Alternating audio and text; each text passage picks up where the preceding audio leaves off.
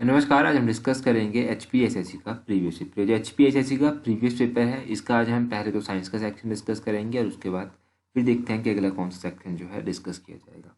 Science के काफ़ी important question हैं यहाँ पर। 55 नंबर से हम स्टार्ट करेंगे। यहाँ पर पूछा गया है which is the weakest bond, इनमें से सबसे कमज़ोर जो बॉन्ड है, सबसे कमज़ोर जो बंध है वो कौन सा है। तो अगर बॉन्ड में बात करें कि सबसे कमज़ोर बॉन्ड कौन सा है, तो इस क्वेश्चन का सही आंसर होगा ऑप्शन डी, हाइड्रोजन बॉन्ड। ये जो हाइड्रोजन बॉन्ड है ये सबसे कमजोर बॉन्ड है, वीकेस्ट बॉन्ड जो है इसको कहा जाता है। अगला क्वेश्चन देखिए 56 क्वेश्चन। यहाँ पर पूछा गया है which of the following metal is found in free state. तो इनमें से कौन सी धातु जो है वो मुक्त अवस्था में पाई जाती है, यानी कि फ्री स्टेट में पाई जाती है। तो फ्री स्टेट में कौन सी मेटल पाई जाती है, वो है कॉपर। कॉपर यानी कि ऑप्शन ए कॉपर, तांबा जो है वो सही आंसर होगा। तांबा जो है वो फ्री स्टेट में पाया जाता है। देखो ऐसी मेटल ना जिसकी रिएक्टिविटी जो है वो लो होती है, जिसकी रिएक्टिविटी सबसे कम होती है, वो अक्सर जो है वो फ्री स्टेट में पाई जाती है। तो कॉपर की जो रिएक्टिविटी होती है वो लो होती है और ये फ्री स्टेट में पाई जाती है। अच्छा, आपने पढ़ा होगा कि एक ऐसी मेटल भी है जिसकी रिएक्टिविटी जो है वो काफ़ी हाई होती है और अगर उसको ओपनली रखा जाए तो वो जो है वो आग पकड़ लेती है ऑक्सीजन के साथ रिएक्ट करके।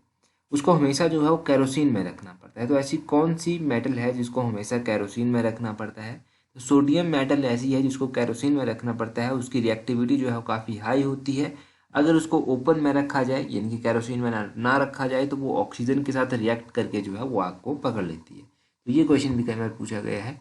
आगे 57 में पूछा गया है कास्टिक सोडा इज। तो कास्टिक सोडा है, अगर 57 की बात करें तो कास्टिक सोडा जो है एक डेलिक्विसेंट है। ऑप्शन ए जो है वो सही आंसर है।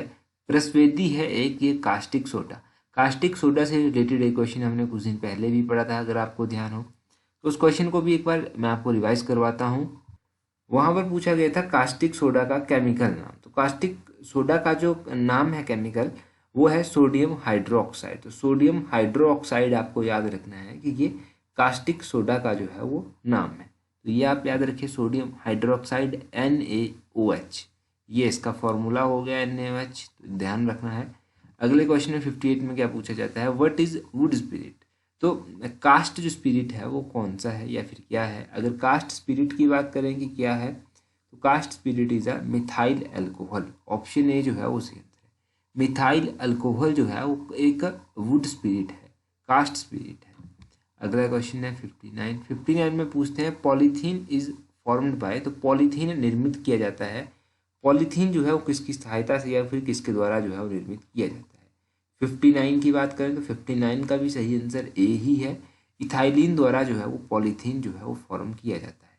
इथाइलिन, ऑप्शन ए जो है इस क्वेश्चन का सही आंसर होगा। तो एथिलीन का पता आपको चल गया।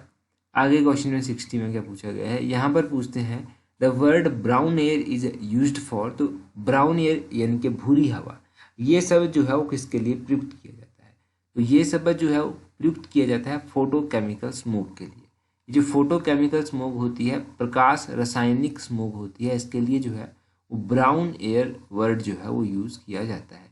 ऑप्शन सी फोटोकेमिकल स्मोक इसका सही आंसर होगा। आगे देखिए 53 क्वेश्चन। यहाँ पर पूछा गया है which is fastest mode of transfer of heat.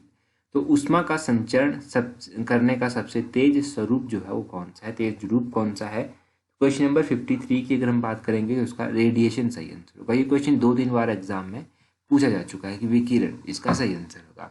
Fastest mode of transfer of heat जो है ये रेडिएशन इसका सही आंसर है।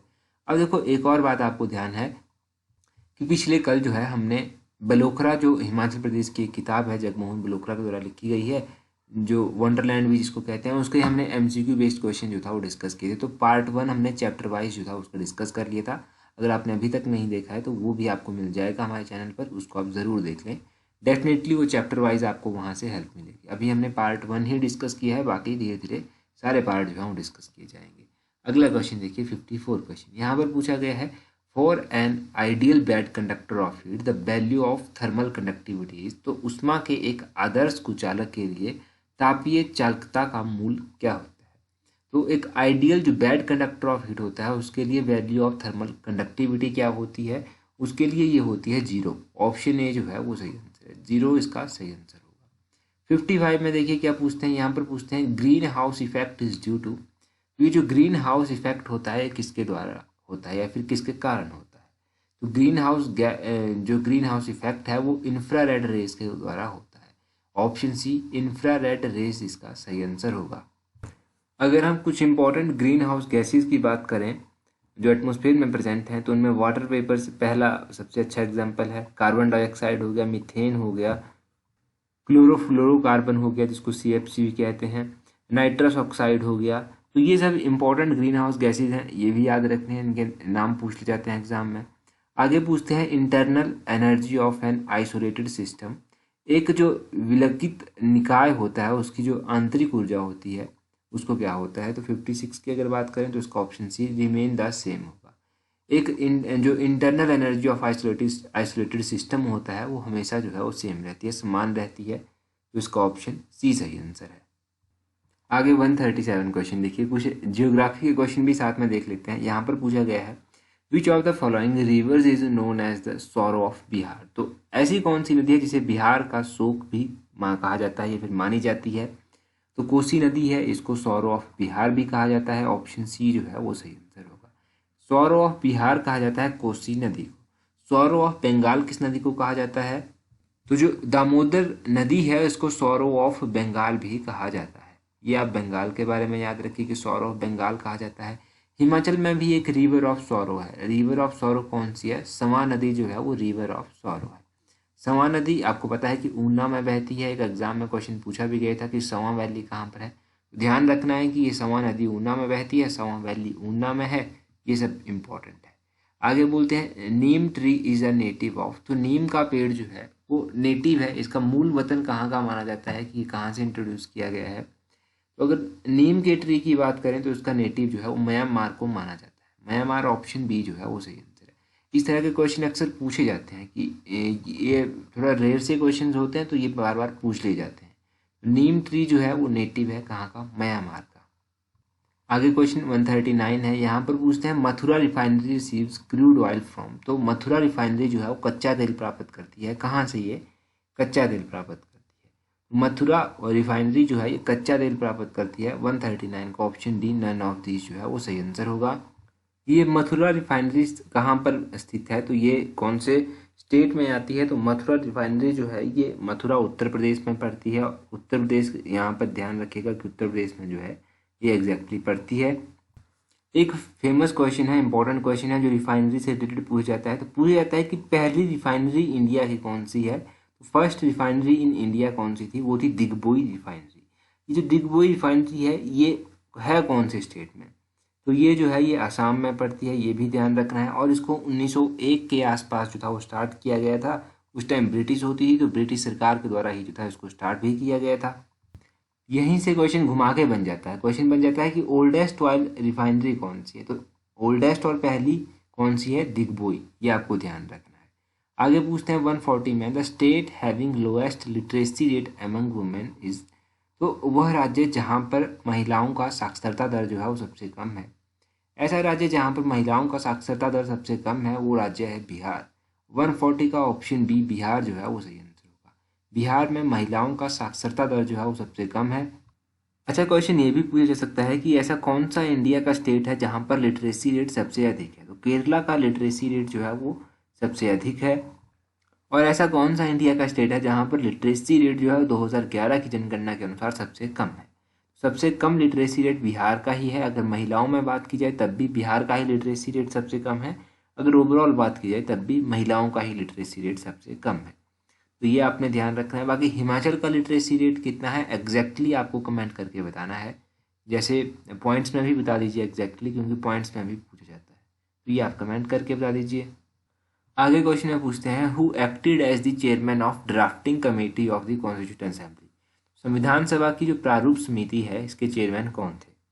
अगर हम ड्राफ्टिंग कमेटी की बात करें कि इसके चेयरमैन कौन थे, क्वेश्चन नंबर 141 का ऑप्शन ए सही आंसर है BR अम्बेडकर। ये जो था वो ड्राफ्टिंग कमेटी के चेयरमैन थे।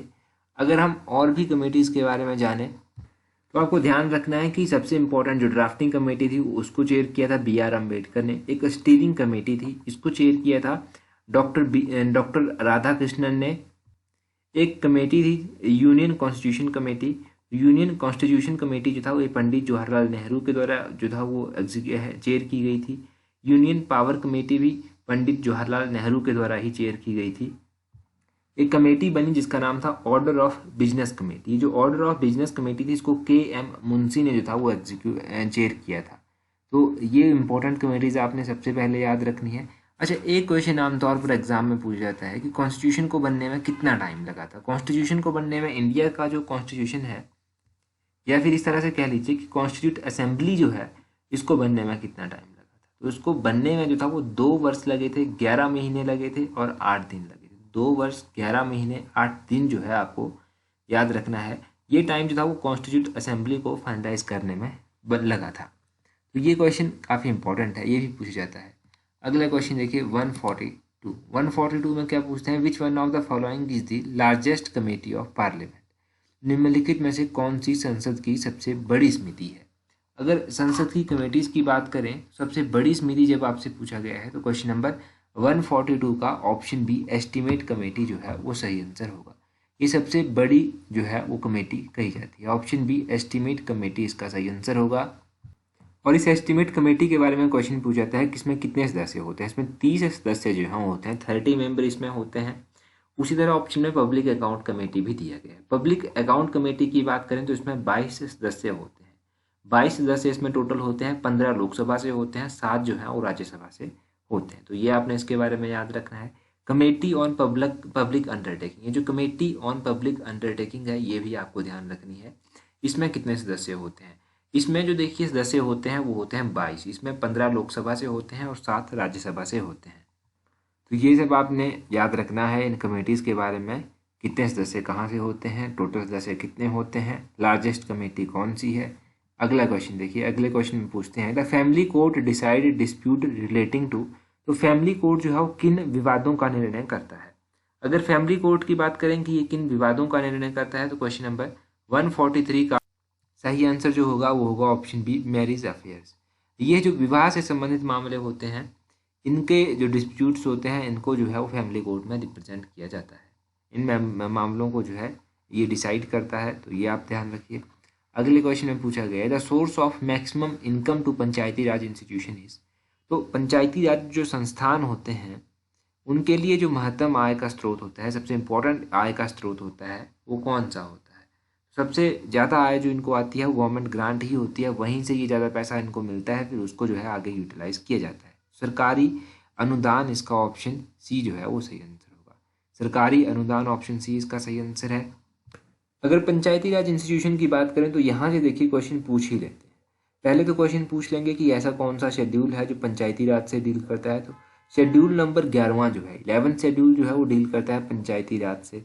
कौन सी कॉन्स्टिट्यूशनल अमेंडमेंट है जिसके तहत इस शेड्यूल को ऐड किया गया था। 73rd कॉन्स्टिट्यूशनल अमेंडमेंट आपने याद रखनी है जिसके तहत इसको ऐड किया गया था। यहाँ पर कौन सा आर्टिकल है, आर्टिकल नंबर 40 जो है वो बात करता है पंचायती राज के बारे में। और ये कहाँ पर आता है, ये directive principle of state policy में आता है, DPSP में आता है। Directive principle of state policy जो है ये कौन से पार्ट में आते हैं इंडियन कॉन्स्टिट्यूशन के। तो directive principle of state policy जो है ये आते हैं पार्ट 4 में। तो DPSP का याद रखिए। उसी तरह फंडामेंटल राइट पार्ट 3 में आते हैं, फंडामेंटल ड्यूटीज पार्ट 4A में आते हैं। ये आपने अलग अलग याद रखना है। अब ये क्वेश्चन का आंसर आप कमेंट करके बताइए कि ऐसा कौन सा पार्ट है इंडियन कॉन्स्टिट्यूशन का जो इलेक्शन से डील करता है, या फिर जहाँ पर इलेक्शन के बारे में बात की गई है, तो वो कौन सा पार्ट है इंडियन कॉन्स्टिट्यूशन का, वो आप जल्दी से कमेंट करके बता दीजिए। और अगर आपने अभी तक हमें टेलीग्राम पर ज्वाइन नहीं किया है तो टेलीग्राम पर ज्वाइन कर लीजिए। टेलीग्राम पर ज्वाइन करने के लिए इस तरह से @allexam31 जो है आप सर्च कीजिएगा अपने टेलीग्राम से, आपको हमारा टेलीग्राम चैनल मिल जाएगा। टेलीग्राम पर आपको इंपॉर्टेंट वीडियोस के लिंक, इंपॉर्टेंट वीडियोस की नोटिफिकेशन और सबसे इंपॉर्टेंट क्विज़ वहाँ पर मिल जाएंगे, इंपॉर्टेंट नोटिफिकेशंस वहाँ पर आपको मिल जाएंगी, एडवर्टाइजमेंट मिल जाएंगी, वीडियोस की PDF मिल जाएगी। तो वो सब टेलीग्राम से आप अवेलेबल कर सकते हैं जो इंपॉर्टेंट चीज़ें हैं। तो ये थी आज की video. So that's all for today. Thank you very much for watching and listening it very patiently.